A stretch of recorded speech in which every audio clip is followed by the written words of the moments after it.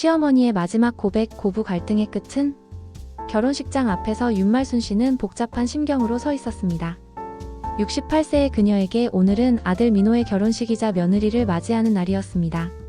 30년을 홀로 키운 아들이 드디어 장가를 가는 날이었지만 마음 한편에는 불안감이 자리 잡고 있었습니다.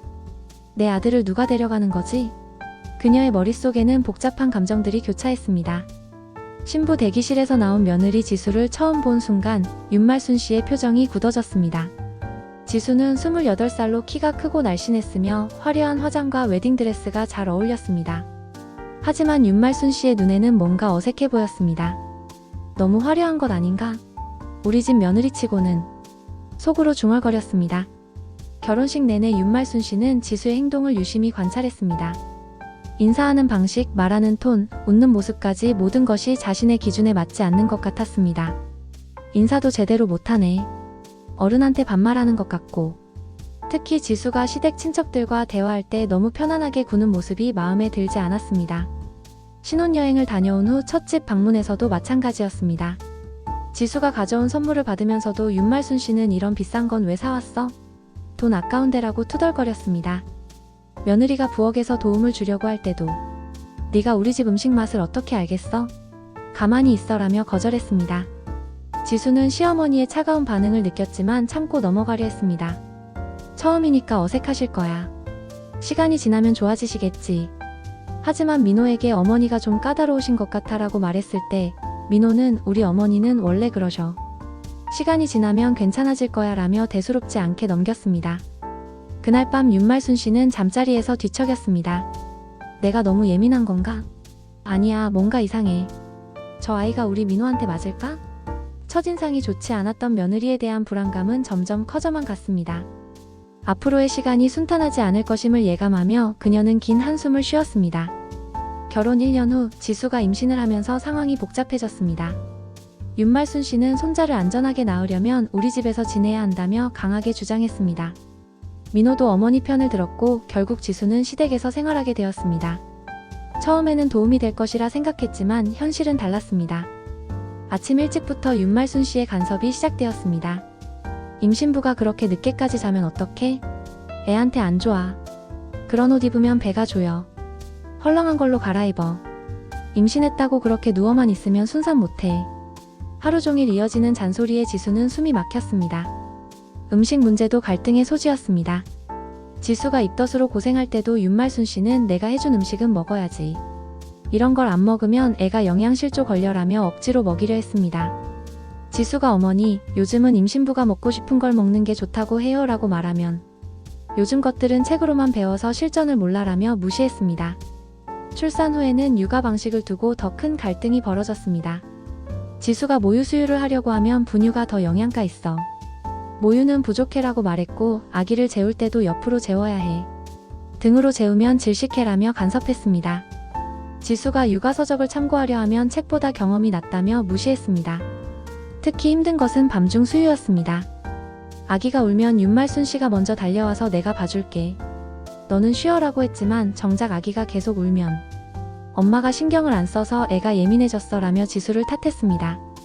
지수는 친정어머니와 전화할 때마다 눈물을 흘렸습니다. 엄마, 나 너무 힘들어. 뭘 해도 잘못이고 뭘 안 해도 잘못이야. 민호는 회사 일로 바빠서 집안 상황을 제대로 파악하지 못했습니다. 가끔 지수가 불만을 표현하면 어머니가 도와주시는 건데 뭐가 불만이야? 감사하게 생각해야지라며 아내의 마음을 이해하지 못했습니다. 지수는 점점 더 고립감을 느꼈고 시어머니와의 동거는 견디기 어려운 일상이 되어갔습니다. 아이가 돌이 지나면서 경제적 문제로 갈등이 본격화되었습니다. 민호의 월급으로는 생활비가 빠듯했고 윤말순 씨는 며느리가 일을 해서 보탬이 되어야 한다고 주장했습니다. 하지만 지수가 직장을 구하려고 하면 애는 누가 키워?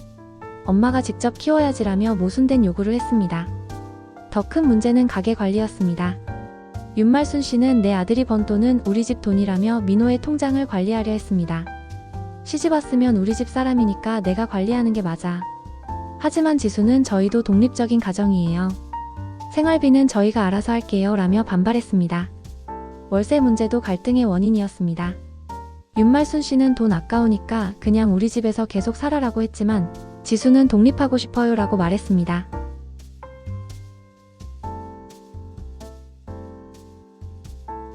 내가 손자 키우느라 고생하는데 너는 돈 쓸 생각만 하네.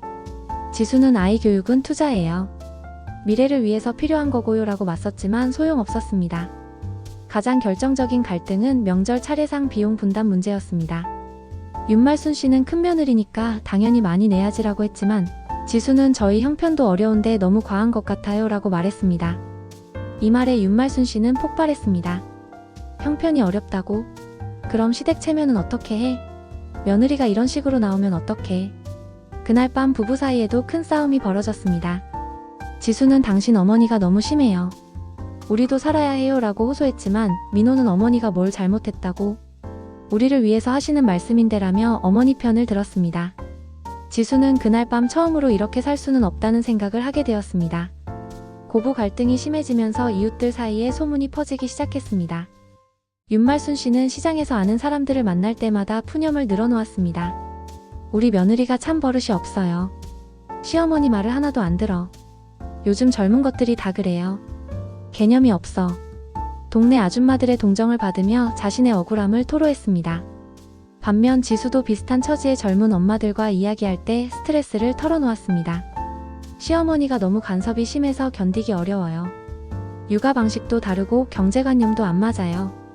육아 카페나 어린이집 앞에서 만나는 엄마들과의 대화에서 자연스럽게 시댁 이야기가 나왔습니다. 문제는 이런 이야기들이 서로 다른 경로로 전해지면서 과장되고 왜곡되었다는 점이었습니다. 윤말순 씨가 하는 이야기를 들은 이웃들은 저런 며느리를 두셨으니 얼마나 속상하실까라며 동정했고, 지수의 이야기를 들은 젊은 엄마들은 시어머니가 너무 구시대적이시네라며 지수를 지지했습니다. 어느 날 두 이야기가 한자리에서 만나면서 큰 문제가 벌어졌습니다. 동네 부녀의 모임에서 윤말순 씨와 지수를 모두 아는 한 아줌마가 윤 씨, 며느리도 참 힘들 것 같던데라고 말한 것이었습니다. 이 말을 들은 윤말순 씨는 며느리가 자신에 대해 나쁘게 이야기하고 다닌다는 것을 알게 되었습니다. 집으로 돌아온 윤말순 씨는 분노를 참지 못했습니다. 네가 밖에서 나에 대해 뭐라고 하고 다니는지 다 안다. 시어머니를 욕보이고 다니면서 체면을 어떻게 해. 지수도 억울했습니다. 저도 친구들하고 이야기할 권리는 있잖아요. 그리고 저는 어머니를 욕한 적 없어요. 하지만 윤말순 씨는 듣지 않았습니다. 집안 망신시키고 다니는 며느리를 어떻게 믿어? 이제는 밖에도 못 나가겠어. 동네 사람들이 다 뭐라고 하는지.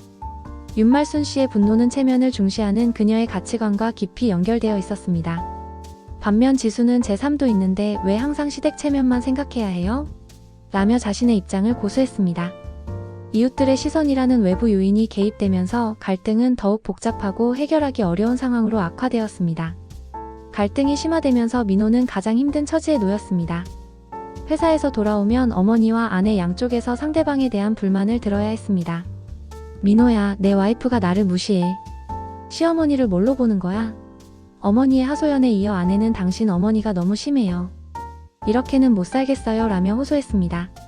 민호는 누구 편도 들 수 없었습니다. 어머니 편을 들면 아내가 서러워했고, 아내 편을 들면 어머니가 네가 장가가더니 어머니를 버리는구나 라며 서운해했습니다. 둘 다 제발 좀 참아줘. 우리 가족인데 왜 이래? 라고 말하지만 상황은 나아지지 않았습니다. 특히 어려운 것은 아이 앞에서 벌어지는 갈등이었습니다. 3살이 된 아이도 분위기를 느끼는지 할머니와 엄마가 다투면 울음을 터뜨렸습니다. 할머니 나빠요. 아이의 말에 윤말순 씨는 상처를 받았고, 며느리가 애한테 나를 나쁘게 말하고 있다며 지수를 원망했습니다.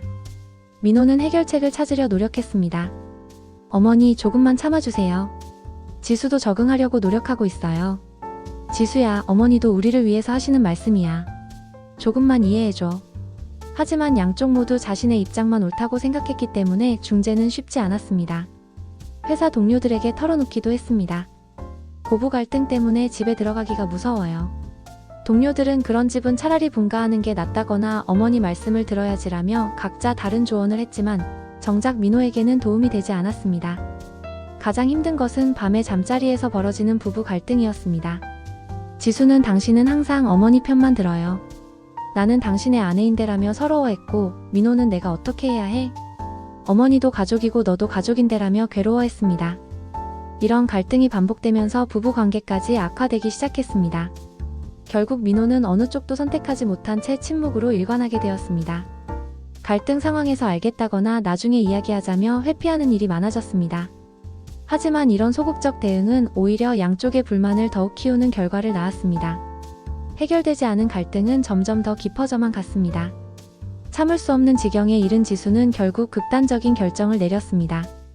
어느 날 오후 윤말순 씨가 시장에 간 사이 지수는 아이의 짐을 챙겨 집을 나갔습니다. 친정어머니에게 전화를 걸어 엄마, 나 잠깐 집에 가도 될까? 너무 힘들어서. 라고 말하며 눈물을 흘렸습니다. 친정어머니는 얼른 와. 내 딸이 그렇게 힘들었는데. 라며 딸을 맞아주었습니다. 시장에서 돌아온 윤말순 씨는 집이 조용한 것을 이상하게 여겼습니다. 지수야, 어디 갔어? 대답이 없자 방으로 들어가 보니 옷장이 텅 비어 있었습니다. 화장대 위에는 짧은 메모가 남겨져 있었습니다.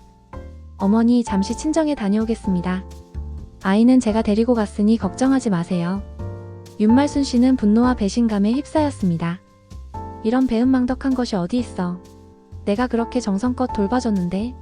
즉시 민호에게 전화를 걸었습니다. 민호야, 내 와이프가 애까지 데리고 친정으로 도망갔어. 이게 뭐 하는 짓이야. 민호도 당황했습니다. 지수가 이런 극단적인 행동을 할 줄은 몰랐기 때문입니다. 민호는 급히 퇴근해서 친정으로 향했습니다. 지수는 친정어머니 품에서 울고 있었고 아이는 할머니와 놀고 있었습니다. 지수야, 갑자기 왜 이래? 집에 가자. 하지만 지수는 싫어요. 더 이상 그 집에서는 못 살겠어요 라며 거부했습니다. 친정어머니도 딸 편을 들었습니다. 사위, 우리 지수가 얼마나 참고 살았는지 알아요? 시어머니가 너무 심하게 하셨어. 민호는 난처한 상황에 빠졌습니다. 어머님, 저희 어머니도 나쁜 뜻은 아니셨을 거예요. 하지만 지수는 나쁜 뜻이 아니라고 해서 상처받는 게 없어지는 건 아니에요 라며 단호했습니다. 며칠이 지나도 지수는 돌아오지 않았습니다. 윤말순 씨는 내 손자까지 빼앗아가 다니라며 분노했고 며느리가 집안을 망쳤다며 주변 사람들에게 하소연했습니다. 하지만 한편으로는 집이 너무 조용해서 허전함도 느꼈습니다. 손자의 웃음소리도 며느리의 부산한 소리도 들리지 않는 집은 예전보다 훨씬 쓸쓸했습니다. 그러나 자존심 때문에 먼저 연락할 수는 없었습니다. 지수가 집을 나간 지 3년이 흘렀습니다. 그동안 민호는 양쪽을 오가며 화해를 시도했지만 성과가 없었습니다. 지수는 결국 이혼을 요구했고 아이는 주로 친정에서 키우게 되었습니다. 윤말순 씨는 손자를 잃은 상실감과 며느리에 대한 원망으로 힘들어했지만 여전히 자신이 잘못했다고 생각하지는 않았습니다. 그런데 어느 날 윤말순 씨에게 큰 시련이 찾아왔습니다. 갑작스럽게 쓰러져 병원으로 실려간 것입니다. 의사는 뇌출혈입니다. 수술은 했지만 언제 깨어날지 모르겠습니다 라고 말했습니다. 민호는 급히 지수에게 연락했습니다. 지수야, 어머니가 쓰러지셨어.